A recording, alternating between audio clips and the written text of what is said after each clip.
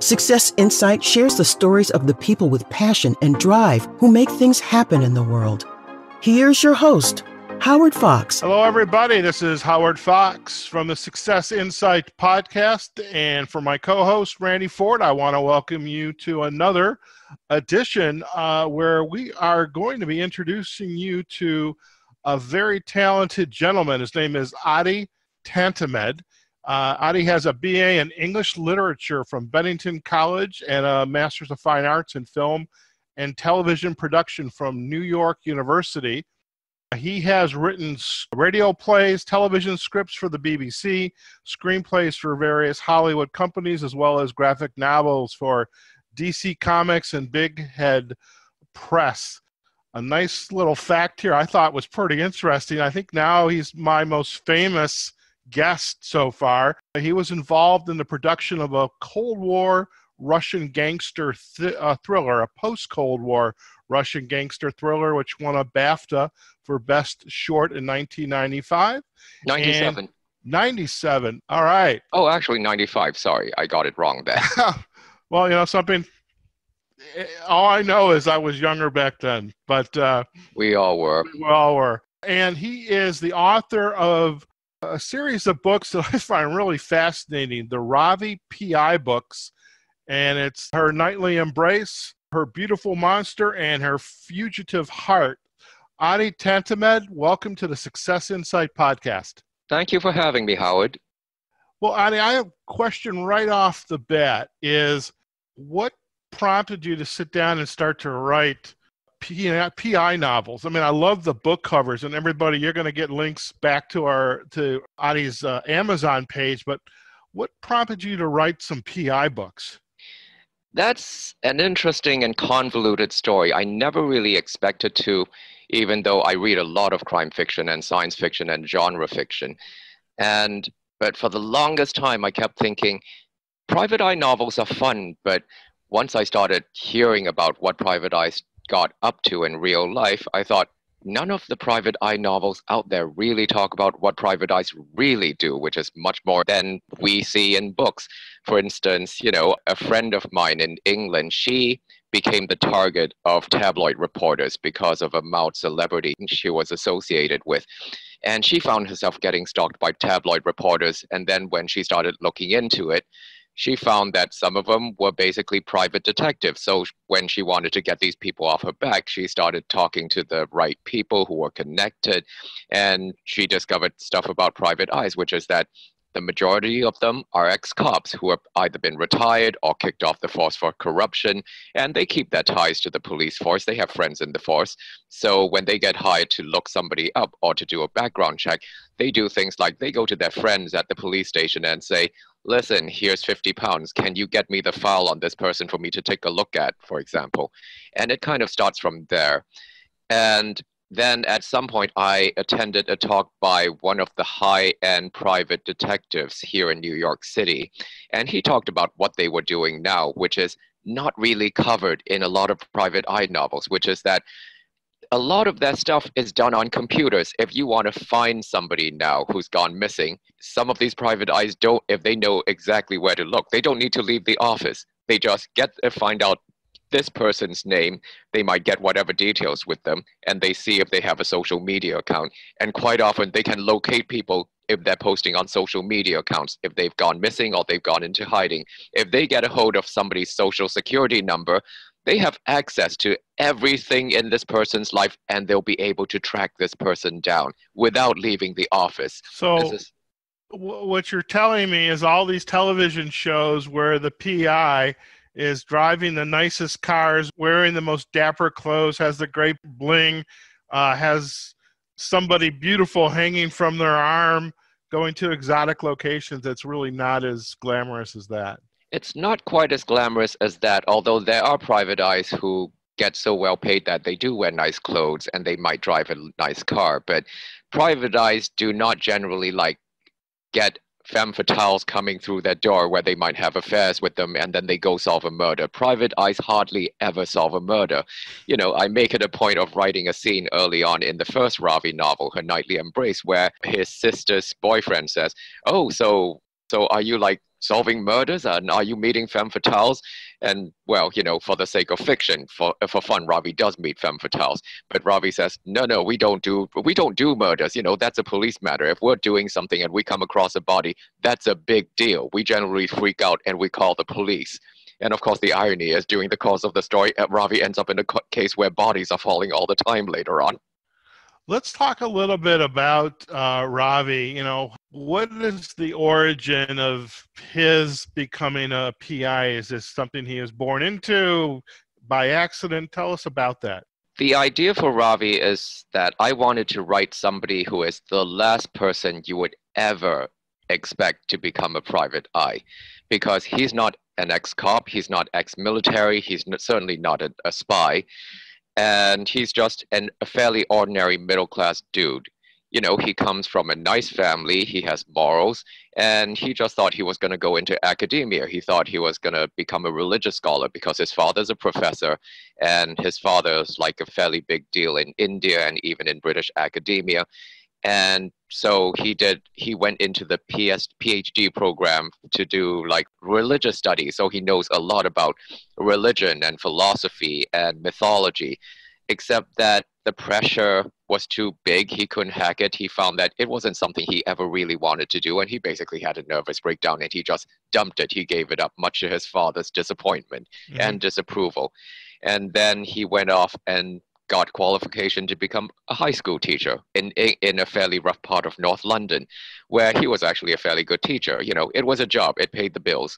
And then something happened where he ended up getting fired. So what happened to him is that one of his best friends from college, David, who's a character in the novel, who's become a lawyer and legal counsel for a high-end private detective agency, said, well, since you have bills and you have an overdraft and you don't want to get evicted, why don't you come in for an interview with the boss at this agency, because they're looking for people, and I've always known you to be a pretty smart guy.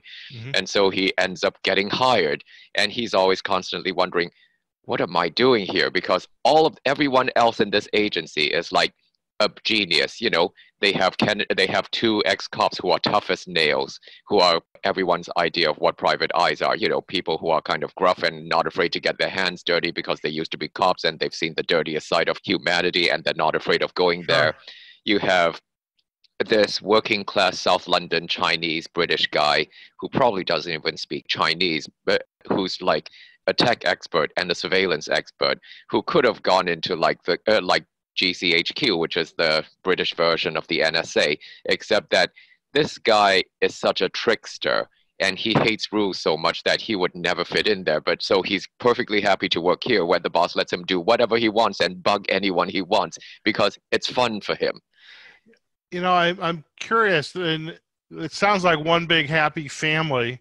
There's a spin to this. Is Ravi's not completely all there, so to speak. Maybe he has some friends. Let's say, perhaps share it that way. He's got some friends. Maybe you could talk a little bit about them. Oh, yeah. Ravi has a mental condition where, from the outside, some people might say he might be suffering from a form of psychosis or schizophrenia, which is that it started when he had his nervous breakdown, when he gave up the PhD program, which is that whenever the situation around him that he's in starts to get bad or intense, Hindu gods start showing up, and they're just standing in the corner like a Greek chorus, just kind of watching him and taking pictures of him and recording him on their cell phones and tweeting about him. And this kind of puts him in this spot because he finds it incredibly disconcerting. He's afraid that he's going crazy. He's afraid he's losing his mind. And part of the comedy and the irony is that more often than not, he's usually the sanest guy in the room because everyone else is crazy. Everyone else in his agency that he works with, they're also gleefully amoral and cynical. And they're essentially, he describes them as a bunch of brilliant screw-ups with nowhere else to go, because the boss is a collector of these people that he can use to further his jobs and get more money and get the best results from cases, for example, and the agenda that he has in secret. Sure. I'm curious. Well, two questions come to mind. One, are the deities, are they helpful to Ravi in the solving of the case? Or are they just there as the observers and gathering the the information on their cell phones and cameras or. Well, he initially thinks that they're just there as an extension of his neuroses or as his madness or his guilty conscience, except that it gets increasingly ambiguous because they start telling him things that he couldn't possibly know otherwise, that actually helps him solve a case that might save his life in several cases. And so that thin layer of mythology that I'm introducing here which is that what if Ravi isn't crazy? What if he really can see the gods or whatever it is that's channeling messages to him? And what if he's actually a shaman? Because you don't expect a shaman in a modern day urban setting. How is a shaman going to function in a city in the 21st century? So there's a slight subtle layer that I like playing with Ravi, and that progresses as the novels go along. Sure. And I'm curious too, just as reading about the stories, and a couple more questions. One is, if you're giving advice to your readers, and I know you have a lot of followers through the pop culture websites and comics, but the reader like me who's just been introduced to your work, is this a evening before I go to bed read? Should I take these books on a vacation with me? If you were the sommelier of PI authors, how would you suggest a reader consume these books? These books are supposed to be a fun read, so you can take them with you on summer vacation if you want to relax. They're not horribly dark. I don't do serial killings. I don't wallow in the nastiness of the world, because what I wanted to do is to write stories where, yes, Ravi and his colleagues do kind of end up having to face the nastiness of the world, but it's not in a way to kind of despair, because the whole message of Ravi is that no matter what, if you wait long enough and you get the right information, you're going to be able to find an answer and come out of this in one piece, because there always is a solution.